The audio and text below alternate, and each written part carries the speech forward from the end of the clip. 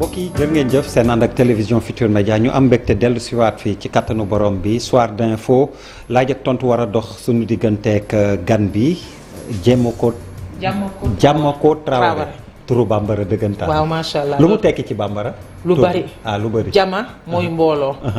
ko muy une chose. ok macha allah rabbi yàlla def tur bi tamit nuyu kii wuyu borom. exactement tey am ngeen woote mbooloo bu ngeen woote mi ngi bokk ci corps ASP yi manifeste bi lu ko waral ci ñeenti région yoo xam ni tey jii nii woote woon ngeen fa. waaw manifestation bi macha allah dara waralu ko lu dul ñu am naka ñun ASP yi. depuis presque pendant 9 ans ñuy service suñu pays. te wax dëgg fa yàlla amuñu ci kii maanaam amuñu ci retour gain de cause quand même. parce que depuis 9 ans ñuy fayeeku 50 000 francs. ci ay pères de famille ak ay mères de famille dafa métti ak fi dëkk bi toll. ñëpp xam nañ ne métti na métti goo xam 50 000 yi balaa nga koy fayeeku sax jeex na. jour bi nga ko jëlee banque jour boobu fanaan sa loxo. mu métti ci ñëpp. donc régularisation non seulement salaire ci la war a bokk. cotisation sociale mais këyit yi nga xam ni moo dox seen digganteeg nguur gi leen di employé. ok lu ngeen ci bëgg régularisation wala fu ngeen toll ci wàllu régularisation après ñu dem ci salaire yi.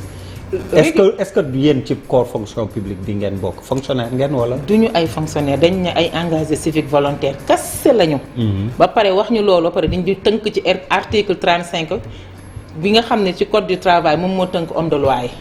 amoo leen droit syndiqué amoo leen droit marche amoo leen droit manifestation ni politique tey moom marche ngeen wane nañ leen wan bu baax sax te wan nañ leen ni carrément ni lañ tënkoon ci suñu kaw teg ñu ko ñu yaakaaroon ni loolu dëgg la tey dem nañu ba xam ne loolu du dëgg. moo tax alors 6000 ASP yëpp léegi yan lan ngeen di laaj lan ngeen di sàkku ñu intégrer leen fonction publique wala. non fonction publique ci li ñu jàngat ak li ñu xam mënutul nekk. parce que fonction publique dafa am âge boo fay duggee. te léegi ñun ñëpp ay mag lañ ndax ba ñuy engagé wu en 2013 ñi ci gënoon. tuuti amul ñoo xam ni atteindre ñu âge limite bi. ëppal nañu. ba ñuy ko engagé en 2013. ki ci gën a néewle âge 22 ans la am. ki ci gën a rëyle âge mi ngi am 40 ans. ku def 9 ans de service avec 40 ans am nga 49 ans. kon mënatuñoo dugg fonction publique di benn ASP. buñ ko naxee sax suñu bopp. amul bu ñu ko gëmloowee ni moom lañ ñuy defal tamit aussi dañ ñuy wax lu leen neex rek mais ci jamono ja ñuy tàmbali 2 ans renouvelable une seule fois mënoon nañ ñoo dugal fonction publique ñun ñëpp parce que moment boobu âgé ñu woon. mais dañoo def leen dañ ko ñam mu neex ñu ne nañu bàyyi comme ginnaaw tënk nañ leen te mënatuñoo wax rek ñu ñuy yokkal à titre exceptionnel benn 2 ans ñu génn fa ñu dolliwaat ñu beneen at ci biir at boobu ñu dolli ñu ne dañuy xool naka lañ koy ñoŋale def ko corps spécial. ci suñu 8e année bi ñoom ñu nekk ci liggéey corps spécial boobu ba ñuy yaakaar ne tey jii début janvier bi dañoo yaakaar ne ñun ñëpp dañuy signer ñu dugg corps spécial nekk ay fonctionnaires de l'État. ñun loolu la ñu yaakaaroon. corps spécial corps spécial bi boobu la Macky Sall digle neen moom la ñu bëgg a yóbbu fa la ñu bëgg a teg. ñu am ci yaakaar nag di ko dundee ñun ñëpp ASP mu metti woon lépp ñu serré la ceinture ne dina baax. à notre grande surprise. décembre jot kenn waxul ci loolu.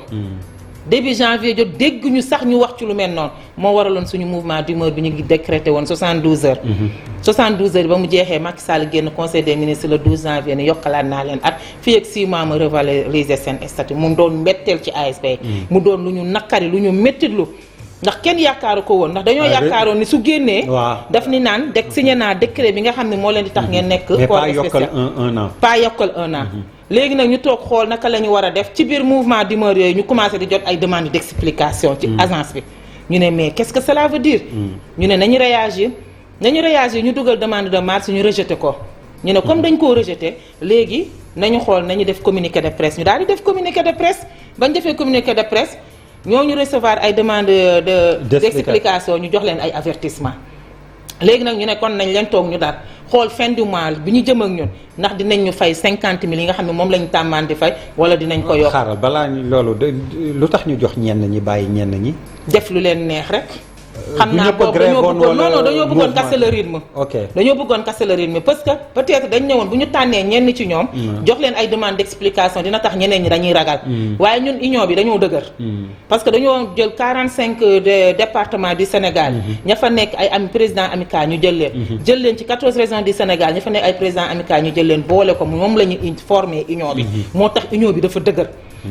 léegi union bi nag ba mu répondre ci turu union bi ñu am ay avertissement ñu daal di bàyyi ñu ne nag nañu toog xaar bu weer bi deewee bu dee dañ ñoo fay pécule ñu digaale kook ñoom parce que xaaruñu pécule ci ñoom. lan mooy pécule wala salaire. pécule mooy maanaam ku engagé volontaire civil di liggéeyal sa réew. bu weer bi dee dafa am lu ñu lay neexalee. waaw neexal loolu mooy pécule. salaire mooy maanaam ku liggéey ba weer bi dee ak état du Sénégal ak code du travail. ñu fay la li nga yelloo sa àq ak sa yelloo. kon moo tax mënuñoo méngoo. ok kon weer bi mu deewee dañoo teq ci pécule bi wala. pécule bi fukki junni la ñuy fayeeku. am na ñuy fayeeku ci ñun fukki junneeg ñaar am na ñuy fayeeku ci ñun fukki junneeg ñeent mais am na ci ñoo xam dañoo tekki seen ñaari junni ci seen pécule ñu doon fayeeku fukki junneeg ñaar. li ci ëpp ci waa Diourbel dañoo tekki seen ñaari junni. ndax mouvement d'humeur bi ah. waaw parce que loolu lañ jàpp ndax joxuñu benn demande d'explication waxuñu ne lan moo ko waral. mais naka ngay liggéeyalee ay nit di la liggéeyal. nga war di leen dagg te doo leen leeral li tax ñu di leen dagg. ASP bi dagg bi dafa métti ci biir ASP gis nga fi ñu toll ni bu dul woon mouvement d'humeur. boo absenté benn jour ci sa lieu de travail ñu dagg la 15000 francs. benn fan ci 50000 ñu dagg la 15000 francs. bu ton fa réeré wala matériel. ndax yow yaay chef de poste bi yow lañ ko joxoon à ta disposition. chaque mensualité ñu di la dagg 20000 francs pendant 3 mois ci 50000 francs. pour ton fa bi réer. pour ton fa bi réer rek. ñu loolu yëpp mu nekk ay injustice yu tegu suñu kaw bu tabaski jotee bu korite jotee bu ñu amuñu avance amuñu dara bu ñu amee avance banque ba ñu amal contrat di fa ñu fay verser fukki junni yi ñoom ñoo ñuy jox ay avance su 50000 ñu koy dagg ñu koy fay pendant 1 an direction générale ci boppam bu jëlee engagement. lebal ñu ay fukki junni wala ay ñaar fukki junni chaque fin du mois ñu dagg la 12500 ci 50000 francs pour nga fay ko ba pare cotiser luñu ko defuñu ko fonctionnaire est-ce que noonu lay doxalee léegi ñoom bu ñuy dagg dañ ñuy considérer comme ay fonctionnaires. comprendre nga alors que fayuñu ñu fayu fonctionnaire noonu la demee. bu ngeen feebaree nu ngeen di fajoo. wax nga laal nga fu gën a metti à l'heure actuelle je te parle. am na suñu mbokk ASP yoo xam ne feebar gi ñu feebar. wóor na yàlla seeni mbokk attanu ko ndax feebar bu garaaw. mënuñu leen a jël en charge ñun ASP ñooy cotiser di leen cotiser ay 500 francs ki 1000 francs dajale ko mu néew mu bari ñu jël ko jox dimbalee ko seeni njaboot. te alors que ñooñu am nañu ay décisions médicales yi wane ni dañoo feebar ñu jël ko déposer ko à l'agence mais jusqu'à présent frees daal di des dara sottiwul ci dossier médical yooyu li ci ëpp ci ñoom ci ASP tey jii bu ñu deewee du bett seeni njaboot ndax feebar te mënuñoo faju la couverture médicale bi ñuy wax à 80% la ñuy jël en charge dafa am ci yenn hôpitaux yi ñuy faja ak yenn pharmacie yi mais naka lañ ko doxalee jaaduwul ñi nga xam ne dañoo nekk ci. loolu ci cadre CMU bi la. non du cadre CMU bi nee nañu direction bi moo ko jël. en charge. 80% yi. waaw les 80% yi. tànnal leen bërëb yoo xam ni fa la ñuy fajoo mais ñi nga xam ne dañoo nekk ci régions yi. sori yi ci biir Sénégal. duñ ci bénéficier mënuñu ci bénéficier wu parce que. fa ñu nekk sori na de telle sorte que boo naree paas pour dem faju ji déedéet pour dem foofu jël fa lettre dem hôpital bañ ko adressé jóge fa dugg delluwaat ca foofu jëlaat kii facture lu ne xaj na ci fii sax même à Dakar on vit des conditions difficiles ndax imagine mutuelle de santé bi mi ngi ba cité kër góor gi man mi dëkk Pikine bu ma feebaree il faut ma paas dem ba cité kër góor gi jël fa lettre dem ci hôpital bañ ma yabal bu dee Dominique la damay dellusiwaat Pikine delluwaat demaat yóbbuwaat pour jël facture ñëwaat pour jël fa garab mu métti ci ASP te garab yi ñuy lay jël en charge c'est minime da ngay fay 20% ku am 50000 francs nga ne ko na fay 20% léegi bu fekkee tey ji à partir du 15 leer na la yorotuma xaalis ma feebar dama war a génnee 20% balaa may faju mu métti ci ASP boo demee pharmacie far garab yi ñuy jël en charge minimum la da ngay ñëw ñu ne la du jël bii léegi da ngay obligé loolu yow yaa ko wutali sa bopp wala say mbokk wala say am di jàmm ñuy tàllal loxo ci gor dafa ñaaw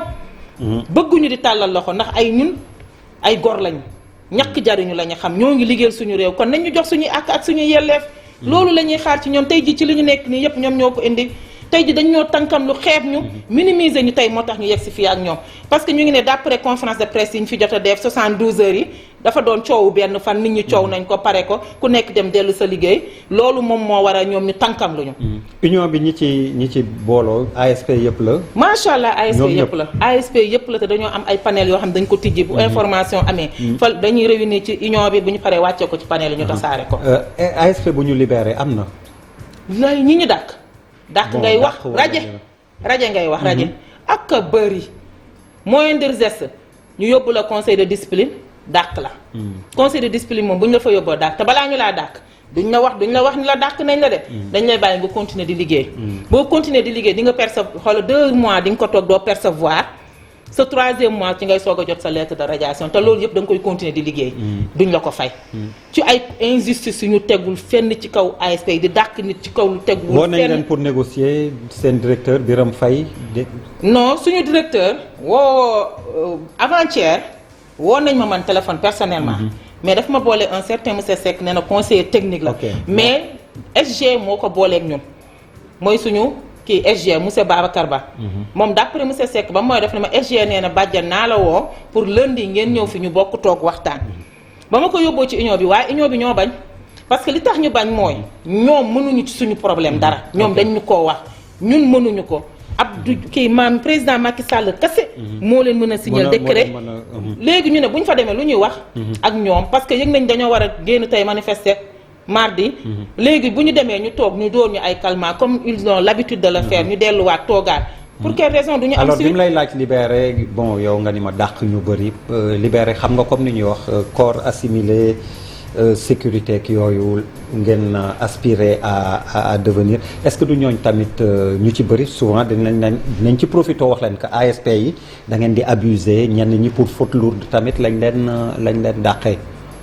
Alors que vous n'avez pas l'autorité que le policier a, que le gendarme a. Mais souvent, citoyens yi dañuy ñaxtu de certains de vos comportements. waaw mënu ci ñàkk parce que tey ji àddina moo tëree noonu dara matul. te aussi tamit dara jagul à 100%. ok foofu dem foo fekk rek. même sa biir kër gi nga nekk sax am na njaboot gu la lakkal. am na njaboot gu la jaaxal goo xam ne tey ji bu doon sa sago nam men doo ko du ko men. te bu démb doon tey bu la yàlla doon tàggu doo ko jóg. kon noonu la yëpp fépp mel ci bërëbu liggéeykaay yëpp mais cela ne veut pas dire que ni ASP yëpp la.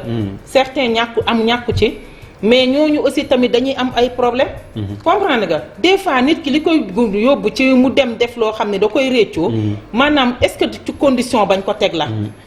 parce que nit ki yaakaar doon fayeeku plus de 200 000 ci société boo doon liggéeyee. nguur gi woote nga bàyyi fa loolu ni nguur moo woote su ma demee mën naa faa am plus parce que avenir la nga ñëw ñu lay fay 50 000. te ba léegi changé wul. ba tey dara changé alors da nga malheureusement 19h15 la ñu tàmbali ndax da nga nekkoon feneen. ci beneen liggéey.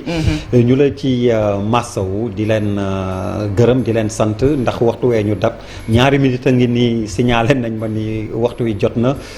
léegi rek ma àndaat ak yéen ci xibaaru wolof yi incha allah ci kàttanu borom bi jamo ko ñu ngi lay gërëm di la sant.